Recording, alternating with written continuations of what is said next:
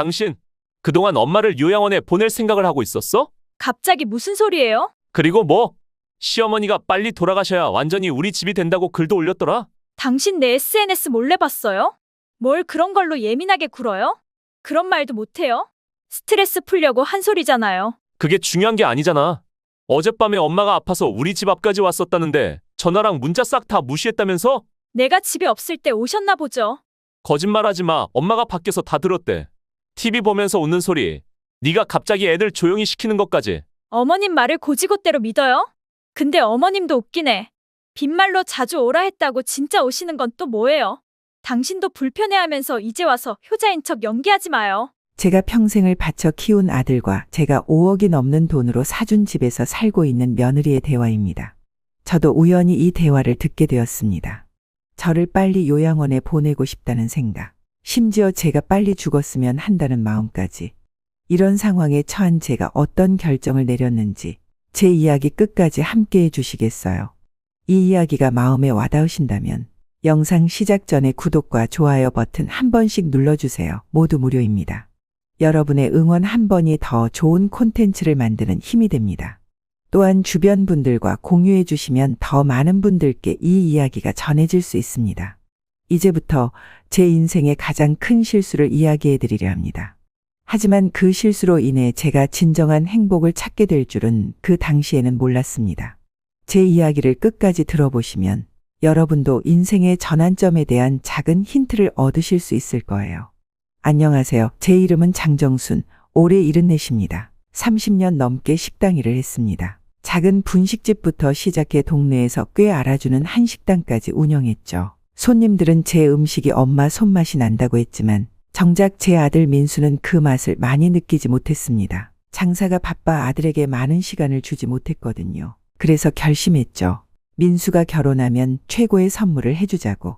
민수가 40이 되던 해 지연이라는 여자를 데려왔습니다. 어머님, 정말 젊어 보이세요. 오빠가 어머님 자랑을 많이 하더라고요. 식당 하시느라 고생 많으셨다면서요. 결혼식 준비 과정에서도 지연이는 항상 저에게 먼저 연락했습니다. 어머님, 이 드레스 어떠세요? 어머님이 골라주는 걸로 입고 싶어요. 결혼식 날 저는 평생 모은 돈을 전부 꺼냈습니다. 5억 3천만 원. 식당 일로 모은 돈과 남편이 남긴 보험금을 모두 합친 금액이었습니다. 그 돈으로 애들 신혼집을 계약했죠.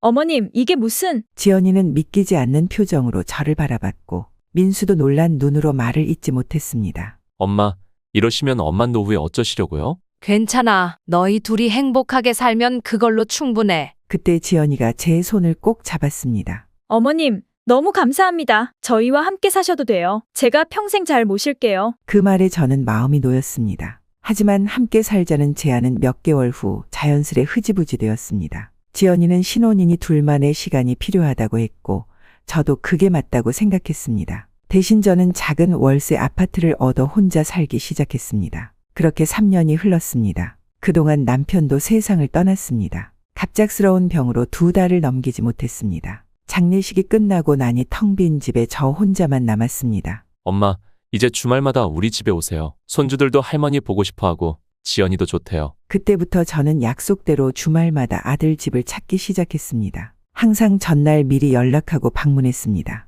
처음엔 지연이도 반갑게 맞아주었습니다. 어머님, 오셨어요? 김치찌개 끓였는데 같이 드실래요? 손주들도 저를 보면 반가워했습니다. 할머니가 사준 옷 입었어요. 예쁘죠? 하지만 시간이 흐를수록 지연이의 표정에서 미묘한 불편함이 느껴지기 시작했습니다. 어머님, 오늘은 애들 학원 데려가야 해서 좀 바빠요. 어머님, 오늘은 친정에 가기로 했어요. 다음에 오세요. 이런 말들이 점점 늘어갔습니다. 그래도 저는 이해하려 했습니다. 방문할 때마다 손수 반찬을 준비하고 손주들 간식도 사갔습니다. 아이들 학원비나 용돈도 제가 보태주곤 했습니다. 애들 학원비 많이 들 텐데 내가 조금 보태줄게. 어머님, 저희가 벌어서 키울 수 있어요. 걱정 마세요. 어느 날 민수의 생일이었습니다. 아침부터 연락했습니다. 민수야, 생일 축하해. 오늘 저녁에 갈게. 내가 좋아하는 미역국 끓여갈게. 네, 엄마, 감사합니다. 약속한 시간에 미역국을 끓여 아들 집을 찾았지만 문을 연 민수의 표정이 밝지 않았습니다. 엄마, 오늘은 지연이가 회사 동료들이랑 저녁 약속이 있어서. 그때 안에서 지연이의 목소리가 들려왔습니다. 누구세요? 엄마 오셨어. 지연이가 화려한 외출복 차림으로 나왔습니다. 어머님, 오셨어요? 오늘은 제가 약속이 있어서 애들 아빠 생일인데 미안해요. 어제 말씀드렸었는데. 어제 저는 분명 어제 연락했을 때 지연이가 약속이 있다는 얘기는 듣지 못했습니다. 아니야, 괜찮아. 미역국만 두고 갈게. 집에 돌아와 생각했습니다. 저는 미리 약속하고 전날 연락하고 필요한 것들도 모두 챙겨갔는데 무엇이 문제였을까요? 저는 그저 가족을 보고 싶었을 뿐입니다. 그날 밤 민수에게서 문자가 왔습니다. 엄마, 오늘 와줘서 고마워요. 미역국 정말 맛있었어요. 다음 주에는 우리가 찾아뵐게요. 하지만 다음 주에 아들 가족이 온다는 약속은 지켜지지 않았습니다. 엄마, 미안해요. 지연이가 몸이 안 좋아서 다음에 가기로 했어요. 그렇게 한 달이 지났습니다. 저는 여전히 약속대로 주말마다 아들 집을 찾았지만 지연이의 표정은 점점 더 굳어갔습니다. 어느 날 집에 가려고 현관문 앞에서 신발을 신고 있을 때였습니다. 안방에서 지연이의 목소리가 들려왔습니다. 여보, 어머니 못 오시게 좀 해봐. 자주 오란다고 진짜 와? 저는 그 자리에 얼어붙었습니다. 이해할 수 없었습니다. 집 사줄 땐 함께 살아도 좋다고 하더니 이제는 한 달에 한 번 보는 것도 부담스러워하고 있었습니다. 그렇게 첫 번째 배신의 순간을 마주했습니다. 하지만 그때는 몰랐습니다. 이것이 시작에 불과하다는 것을. 그날 이후로 저는 며느리 눈치가 보여서 주말 오후에만 잠깐 가기로 했고 미리 연락할 때도 지연이에게 직접 물어봤습니다. 지연아, 내일 오후에 잠깐 들러도 될까? 민수가 좋아하는 소고기 할인하는데 사다 줄게. 다음 날 장을 보고 민수네 아파트 현관 앞에 섰습니다. 전날에도 확인 전화를 했고 지연이는 네, 기다리고 있을게요라고 했습니다. 벨을 누르고 기다렸지만 대답이 없었습니다. 누구세요? 인터폰 너머로 지연이의 목소리가 들렸습니다. 지연아, 나야. 어머님, 저희 지금 나가려던 참이었는데. 그래? 어제는 괜찮다고 했잖아. 그럼 이것만 두고 갈게. 문 좀 열어줄래? 잠시 침묵 후 지연이가 대답했습니다. 어머님, 죄송한데 저희 지금 당장 나가야 해서요. 다음에 오시면 안 될까요? 제 손에는 민수가 좋아하는 한우 갈비가 들려 있었습니다. 특별히 할인하는 날에 맞춰 일부러 샀는데 이대로 돌아가면 상할 것 같았습니다. 지연아, 그럼 이것만 받고 가. 민수가 좋아하는 갈비야. 어머님, 죄송해요. 그냥 갖고 가세요. 인터폰이 끊어졌습니다. 일주일 후 손주들이 보고 싶어 아들 집에 갔습니다. 이번에도 미리 연락했고 지연이는 괜찮다고 했습니다. 이번에는 문이 열렸지만 지연이의 표정은 전혀 반갑지 않았습니다. 애미야, 애들은 어디 있니? 학원 갔어요. 둘 다 주말인데? 네, 학원 특강이 있어서요. 안으로 들어서자 TV 소리가 들렸습니다. 거실을 보니 민수와 손주들이 소파에 앉아 있었습니다. 할머니, 아이들이 반가워하며 달려왔습니다. 지연이의 얼굴이 순간 굳었습니다. 아니, 너희 학원 안 갔어? 아이들은 고개를 갸우뚱거렸습니다. 학원? 오늘 학원 가는 날 아닌데? 지연이가 얼른 끼어들었습니다. 얘들아, 방에 들어가서 놀아. 할머니랑 나중에 얘기하자. 아이들이 방으로 들어간 후 지연이는 억지 미소를 지었습니다. 제가 착각했나 봐요. 다음 주에 특강인가? 명백한 거짓말이었지만 저는 그저 웃으며 넘겼습니다. 그 대신 가져온 반찬들을 냉장고에 넣기 시작했습니다. 저희 냉장고 좀 작아서요. 다 못 넣을 것 같은데? 냉장고를 보니 절반도 차지 않은 상태였습니다. 충분히 공간이 있었습니다. 2시간 정도 있다가 일어났습니다. 민수가 저를 현관까지 배웅했고 문이 닫히자 문 너머에서 대화 소리가 들렸습니다. 당신 엄마 갔어? 응, 방금 나갔어. 휴, 다음부턴 좀 일찍 보내. 그 말에 가슴이 아팠습니다. 하지만 더 충격적인 일이 일주일 후에 있었습니다. 토요일 오후 민수가 좋아하는 회를 사들고 집에 도착했습니다. 지연이는 반갑지 않은 표정으로 문을 열었습니다. 어머님, 오셨어요? 응, 민수는? 민수 좋아하는 회 사왔어.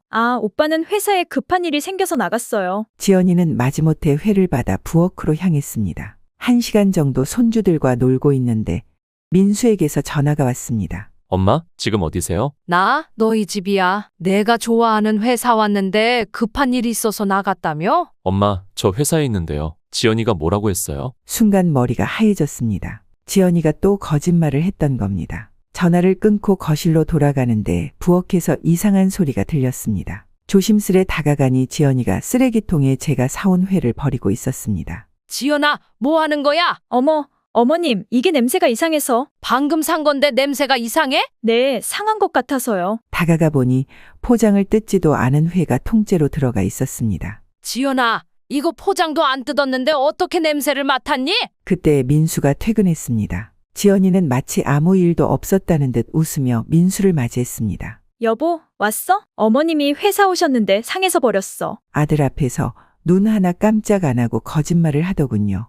그날 밤 집에 돌아와 컴퓨터를 하다가 지연이가 인터넷에 올린 충격적인 글들을 보게 되었습니다. 요즘 시어머니 때문에 너무 짜증남. 요양원 보내야 하나? 남편은 이해 못하고 오늘도 시어머니 오심. 5억짜리 집 사줬다고 평생 노예 삼으려나 봄. 언제까지 이러실지. 마지막 글에는 댓글들이 달려 있었습니다. 저도 그렇게 했어요. 요양원 알아보는 게 답이에요. 그 밑에 며느리의 댓글은 충격이었습니다. 빨리 돌아가셔야 완전히 우리 집이 될 텐데. 그 마지막 댓글에 사람들이 좋아요를 눌러놓은 것을 보았습니다. 눈물이 왈칵 쏟아졌습니다. 단지 가족을 보고 싶었을 뿐인데 세상은 저를 불청객이라 불렀습니다. 그것도 제가 평생 모은 돈으로 사준 집에서요. 하지만 이건 시작에 불과했습니다. 더 큰 배신이 기다리고 있었으니까요. 그 후로 열흘 정도는 민수네 집에 가지 않았습니다. 아들에게도 연락하지 않았습니다. 지연이의 SNS에서만 아들의 근황을 알 수 있었습니다. 드디어 주말이 조용해짐. 이제 시어머니 정신 차리신 듯. 안 오시니 너무 좋다. 자유다. 그 글과 댓글들을 보며 더 큰 상처를 받았습니다. 내가 그렇게 부담스러운 존재였던가 싶어 가슴이 아팠습니다. 열흘째 되는 날 밤새 비가 내렸고 기온도 뚝 떨어졌습니다. 아침부터 몸이 좋지 않아 종일 누워 있었습니다. 열이 나고 기침이 심해졌습니다. 저녁에는 약을 먹어도 열이 내리지 않았고 숨쉬기도 힘들었습니다.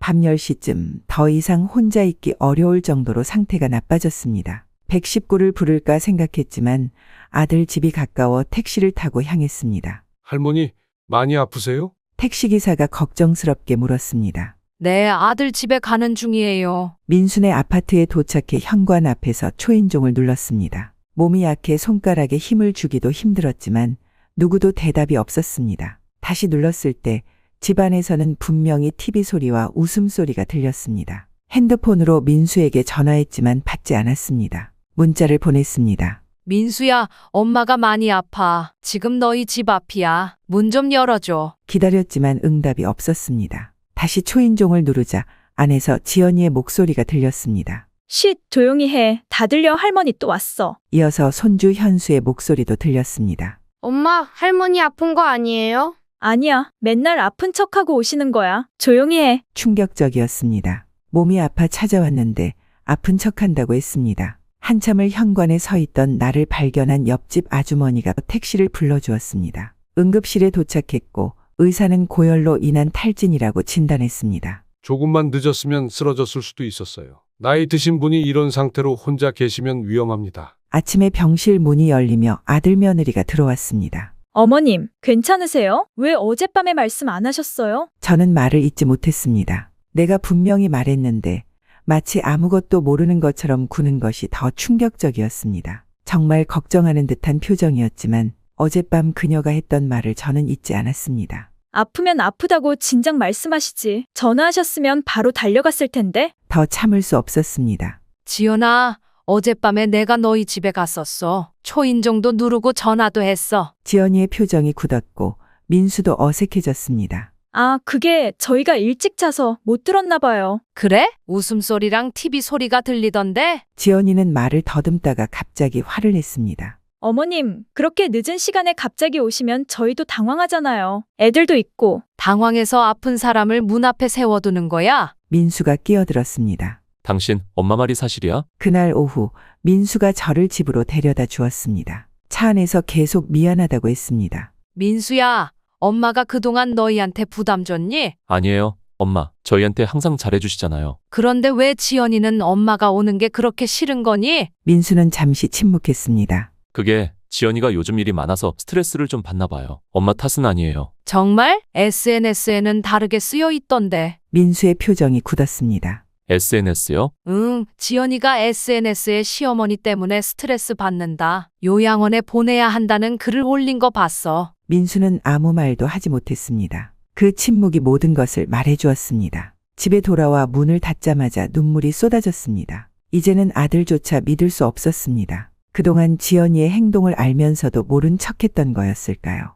그날 밤 처음으로 복수를 생각했습니다. 내 인생을 되찾기 위한 계획을 세웠습니다. 이대로는 안 돼. 내가 평생 일해서 번 돈으로 산 집인데. 등기부등본을 찾아보니 아직 명의는 제 이름으로 되어 있었습니다. 소유주 장정순, 그 순간 깨달았습니다. 아직 이 집은 내 집이었습니다. 내 집에서 나를 쫓아내려는 사람들에게 더 이상 자비를 베풀 필요가 없었습니다. 그때 결심했습니다. 내 인생은 내가 책임져야 해. 더 이상 애들에게 기대지 않을 거야. 큰 변화를 가져올 결정적인 사건은 제 생일날 찾아왔습니다. 병원에서 퇴원한 후 저는 아들과 며느리에게 한동안 연락하지 않았습니다. 그들도 저에게 연락하지 않았고 지연이의 SNS만 가끔 들여다보았습니다. 사랑하는 남편과 데이트, 우리 아이들과 행복한 주말. 그런 글들 사이에 이런 글도 보였습니다. 시어머니 스트레스에서 드디어 해방. 요즘 연락도 안 오심. 한 달 정도가 지났을 때 제 생일이 다가왔습니다. 75번째 생일이었습니다. 특별한 기대 없이 혼자 보낼 생각이었는데 생일 전날 민수에게서 전화가 왔습니다. 엄마, 내일 생신이시죠? 저희가 찾아뵐게요. 그래? 너희 바쁘지 않아? 아니에요. 애들도 할머니 보고 싶어해요. 엄마 좋아하시는 미역국도 해갈게요. 오랜만에 마음이 설레었습니다. 아들이 제 생일을 기억하고 있다는 사실에 기뻤습니다. 오후 1시쯤 갈게요. 지연이랑 애들 다 같이요. 생일 당일 아침부터 분주히 움직였습니다. 손주들이 좋아하는 간식을 사고 집안을 청소했습니다. 혹시 모르니 미역국도 끓여 놓았습니다. 오후 1시 초인종 소리에 문을 열었습니다. 생신 축하드려요, 엄마. 민수 혼자 서 있었습니다. 민수야, 너 혼자 왔어? 네, 지연이가 갑자기 몸이 안 좋아져서요. 애들도 데리고 있어야 해서. 저는 미소를 지으며 민수를 맞이했습니다. 그래? 들어와. 민수는 작은 케이크와 돈 봉투를 내밀었습니다. 함께 식탁에 앉아 케이크를 자르고 미역국을 먹었습니다. 역시 엄마 미역국이 최고예요. 지연이 것보다 훨씬 맛있어요. 아들과 이야기를 나누는 동안 민수의 핸드폰이 계속 울렸습니다. 민수는 핸드폰을 보고 표정이 어색해졌습니다. 누구한테 연락이 많이 오네? 아, 회사에서요. 중요한 프로젝트가 있어서. 민수가 화장실에 간 사이 테이블 위에 핸드폰이 또 울렸습니다. 화면을 보니 카톡 메시지가 보였습니다. 여보, 빨리 와. 레스토랑 자리 놓칠 것 같아. 애들도 배고프대. 프로필 사진에는 지연이와 손주들이 고급 레스토랑에서 찍은 사진이 있었습니다. 숨이 멎는 것 같았습니다. 민수는 지연이가 아프다고 했는데 실제로는 레스토랑에서 기다리고 있었던 겁니다. 화장실에서 나온 민수는 핸드폰을 보고 당황했습니다. 엄마, 저 급한 일이 생겨서 먼저 가봐야 할 것 같아요. 그래, 가봐. 와줘서 고마웠어. 아들을 배웅하며 미소 지었지만 문이 닫히자마자 눈물이 왈칵 쏟아졌습니다. 내 생일에 내 아들이 나를 속이고 가족과 레스토랑에 가는 모습을 봐야 했습니다. 봉투를 열어보니 상품권이 들어있었고 뒤에는 어머님 사랑해요. 지연 올림이라고 적혀 있었습니다. 아들이 며느리가 직접 준비한 것처럼 꾸민 거란 걸 알 수 있었죠. 그날 밤 등기부등본을 다시 꺼내 들었습니다. 소유주 장정순, 아직 이 집은 제 이름으로 되어 있었습니다. 평생 일해서 번 돈으로 사준 집이었습니다. 아들의 생일에는 직접 미역국을 끓여가는 제 모습과 제 생일에는 레스토랑에 가는 며느리의 모습이 대비되었습니다. 다음 날 아침 결심했습니다. 이제는 내 삶을 찾아야 할 때야. 부동산에 전화를 걸었습니다. 제 명의로 된 아파트 내놓으려고 하는데요. 주소를 알려드리자 상담원이 말했습니다. 아, 그 아파트요? 요즘 그 단지 시세 많이 올랐는데 운이 좋으시네요. 5억 3천에 사셨다면 지금은 7억대 초반까지 가능할 것 같습니다. 제 귀를 의심했습니다. 3년 만에 2억 가까이 오른 것입니다. 최근에 그 단지 동일 평수가 7억 2천에 거래됐어요. 그날 오후 부동산 중개인과 상담을 마치고 매물 등록을 했습니다. 일주일 후 집을 보러 오겠다는 사람이 있어 데려오겠다고 했습니다. 한 가지 부탁이 있어요. 현재 제 아들 가족이 그 집에 살고 있는데 집 내놓은 거 아직 모릅니다. 내일 제가 먼저 가서 이야기할 테니 오후 2시쯤 와주시겠어요? 중개인이 떠난 후 민수에게 전화했습니다. 민수야, 내일 잠깐 너희 집에 가도 될까? 중요한 얘기가 있어서. 갑자기요? 무슨 얘긴데요? 가서 얘기할게. 너랑 지연이 둘 다 들었으면 좋겠어. 전화를 끊고 창밖을 바라보았습니다. 내일이면 모든 게 달라질 것입니다. 다음 날 떨리는 마음으로 민수네 아파트로 향했습니다. 지연이가 문을 열었는데 평소와 달리 표정이 싹싹하고 친절했습니다. 어머님, 어서 오세요. 어제 생신 잘 보내셨어요? 마치 어제 아팠다는 거짓말을 한 적 없는 것처럼 자연스러웠습니다. 민수도 거실에 앉아 있었습니다. 엄마, 오셨어요? 무슨 중요한 얘기가 있으시다고 하셨는데. 소파에 앉아 가방에서 서류 봉투를 꺼냈습니다. 그 전에 먼저 보여줄 게 있다. 이게 뭐냐면 이 집 등기부등본이야. 갑자기 등기부등본은 왜요? 내가 이 집을 매물로 내놨어. 오늘 오후에 부동산에서 집 보러 올 거야. 순간 방안이 얼어붙었습니다. 민수와 지연이의 표정이 굳었고 특히 지연이의 얼굴은 하얗게 변했습니다. 뭐라고요? 못 믿겠지만 사실이야. 이 집은 내 이름으로 되어 있어. 너희한테 증여한 적 없어. 민수가 당황해서 물었습니다. 엄마, 왜 갑자기 이러세요? 갑자기가 아니야. 그동안 쌓인 일들이 많았어. 나 많이 참았다. 이때 지연이의 태도가 180도 바뀌었습니다. 어머님, 농담이시죠? 이 집은 우리 집이잖아요. 저희가 5년째 살고 있는데. 맞아. 5년 동안 너희가 살았지. 하지만 그동안 관리비랑 세금 한 번이라도 냈니? 민수는 난처한 표정으로 고개를 숙였습니다. 엄마, 그건 엄마가 그렇게 하라고 하셨잖아요. 그래. 너희가 편하게 살길 바랐으니까. 하지만 나도 가족으로서 대접받길 바랬어. 지연이가 갑자기 부드러운 목소리로 말투를 바꿨습니다. 눈가에는 눈물까지 고였습니다. 어머님, 제가 뭐 잘못한 게 있나요? 솔직히 말씀해 주세요. 제가 고칠게요. 지연아,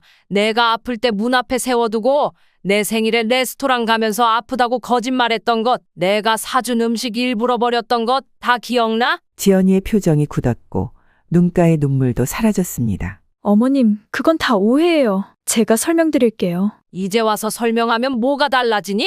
인터넷에 시어머니 때문에 스트레스 받는다. 요양원 보내야 한다. 빨리 돌아가셔야 우리 집이 될 텐데 이런 글 올렸잖아. 민수가 충격받은 표정으로 지연이를 쳐다봤습니다. 여보, 그게 무슨 소리야? 그런 글을 올렸다고? 지연이는 말을 더듬었습니다. 그냥 스트레스 풀려고 쓴 거지. 진심이 아니었어요. 어쨌든 오늘 오후 2시에 부동산 중개인이 올 거야. 집이 팔리면 새 주인이 들어오기 전까지는 살 수 있을 거야. 그 말에 지연이의 표정이 완전히 변했습니다. 눈물과 애원은 사라지고 분노와 적대감만 남았습니다. 어머님, 이럴 수 없어요. 이건 불법이에요. 우리가 5년 동안 살았으니 점유권이 있어요. 소송할 거예요. 법적으로는 내가 이 집 주인이야. 점유권, 너희가 관리비나 세금 낸 기록이 있나? 계약서는?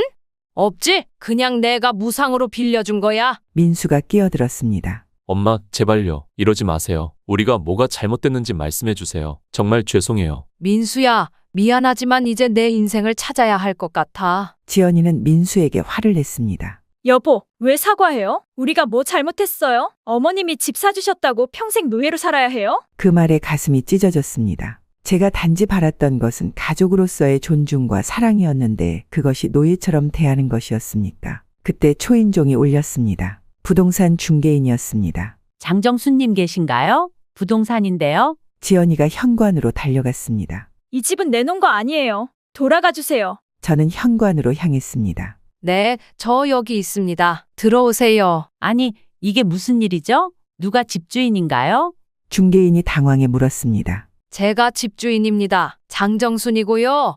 어제 집 내놓은 사람입니다. 지연이가 소리쳤습니다. 거짓말이에요. 이 집은 우리 집이에요. 저는 등기부등본을 보여드렸고 중개인은 확인 후 고개를 끄덕였습니다. 네, 맞습니다. 법적으로는 장정수님이 소유주이시네요. 구매 희망자들이 불편한 표정을 짓자 중개인이 조심스레 말했습니다. 혹시 가족끼리 합의가 아직 안 된 것 같은데 다음에 다시 방문할까요? 혹시 잠시 뒤로 연기해 주시겠어요? 가족 간에 할 이야기가 좀 남아서요. 사람들이 나간 후 민수가 다시 사과했지만 지연이가 말한 한마디가 모든 것을 결정지었습니다. 어머님, 요즘 집값 많이 올랐잖아요. 그냥 증여 좀 해주시면 안 돼요? 그동안 효도 못 해드려서 미안해요. 집값이 올라서라는 말에 모든 것이 명확해졌습니다. 지연이의 진심은 저에 대한 사랑이 아니라 7억 원대로 오른 아파트였던 것입니다. 지연아, 내 진심이 보여서 고맙다. 집값이 오른 건 맞아. 5억 3천에 사줬는데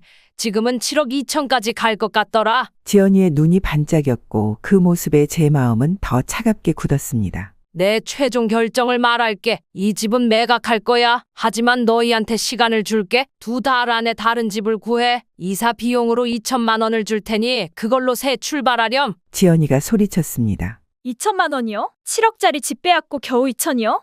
소송하겠습니다. 소송은 내 자유야. 하지만 법적으로 이 집은 내 소유야. 너희는 5년 동안 돈 한 푼 안 내고 공짜로 살았어. 가스비, 세금, 관리비까지 내가 다 냈지. 그것만 해도 3천은 넘을 거야. 민수가 지연이를 진정시키려 했지만 지연이는 방으로 들어가 문을 쾅 닫았습니다. 엄마, 정말 죄송해요. 제가 다 잘못했어요. 민수야, 엄만 너를 사랑해. 하지만 이제는 내 인생도 찾아야 할 것 같아. 엄마, 정말 이렇게까지 하실 거예요? 응, 내 결정은 바뀌지 않을 거야. 집은 팔 거고 너희는 새 출발을 해. 집을 나서는 순간 지연이의 울음소리가 들렸지만 그것이 진심인지 또 다른 연기인지 더 이상 신경 쓰고 싶지 않았습니다. 택시를 타고 집으로 돌아오는 길 오랜만에 마음이 가벼웠습니다. 비록 가족을 잃는 아픔은 있었지만 내 인생을 되찾는 기쁨이 더 컸습니다. 집 팔고 난 이후 저는 제 삶에 큰 변화를 주기로 했습니다. 수십 년간 남편과 아들을 위해 희생하며 살아왔지만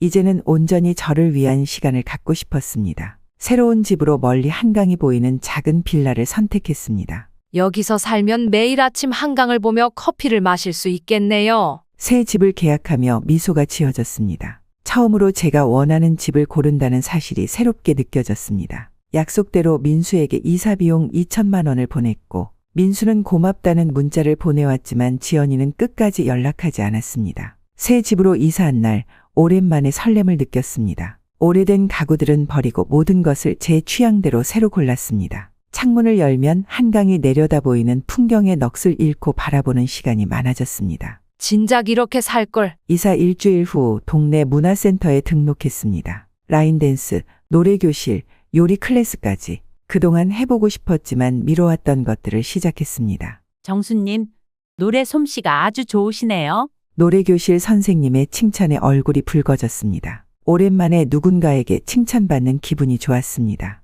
라인댄스 수업에서는 또래 여성들과 친구가 되었습니다. 저도 아들 내외랑 살다 따로 나왔어요. 처음엔 외롭더니 지금은 너무 행복해요. 누구 눈치 볼 필요 없이 내 마음대로 살 수 있으니까요. 김영자 씨의 말에 깊이 공감했습니다. 누구의 눈치도 보지 않는 삶이 얼마나 값진 것인지 이제야 알게 되었습니다. 클래스가 끝나고 새 친구들과 카페에 가는 일이 많아졌습니다. 서로의 이야기를 나누는 시간이 즐거웠습니다. 정순 씨, 이번 주말에 같이 뮤지컬 보러 갈래요? 망설임 없이 좋아요라고 대답했습니다. 이전에 저였다면 아들 집에 가야 해서 라며 거절했을 텐데 이제는 온전히 제 시간을 즐길 수 있었습니다. 한 달 후 민수에게서 전화가 왔습니다. 엄마, 잘 지내세요? 응, 잘 지내. 너희는? 저희도 새 집에 이사했어요. 작긴 하지만 괜찮아요. 민수의 목소리는 전보다 밝았습니다. 애들은 할머니 보고 싶다고 해요. 그래? 나중에 시간 되면 만나자. 요즘 어떻게 지내세요? 아주 잘 지내. 문화센터에 다니고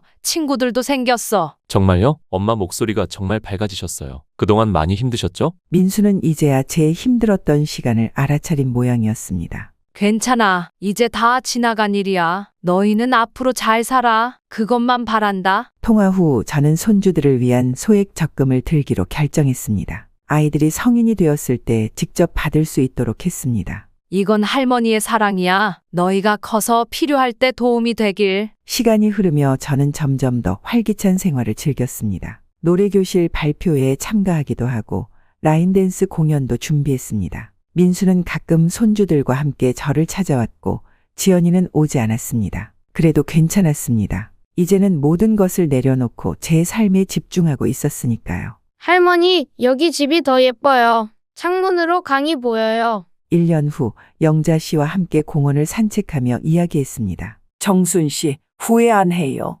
그렇게 큰 아파트 팔고 여기 사는 거? 전혀 후회 안 해요. 오히려 진작 이렇게 살 걸 그랬어요. 누구 눈치도 보지 않고 내 인생을 사는 지금이 제일 행복해요. 맞아요. 결국 내 인생은 내가 책임져야 한다는 걸 나이 들수록 깨닫게 돼요. 그동안 저는 아들과 며느리에게 너무 많은 것을 기대했던 것 같습니다. 제 행복을 그들에게 의존했고 그래서 더 큰 상처를 받았습니다. 영자 씨, 이번 주말에 제주도 여행 갈래요? 좋아요. 정순 씨랑 같이 가면 더 재밌겠네요. 그렇게 또 하나의 새로운 도전을 시작했습니다. 여행이라는 것을 거의 해본 적 없었는데 이제는 그 즐거움도 알게 되었습니다. 이제 저는 알고 있습니다. 진정한 행복은 나 자신에게서 찾아야 한다는 것을, 다른 사람에게 의존해서는 찾을 수 없다는 것을 비록 늦게 깨달았지만 지금이라도 알게 되어 다행입니다. 내 인생의 주인공은 바로 나 자신입니다.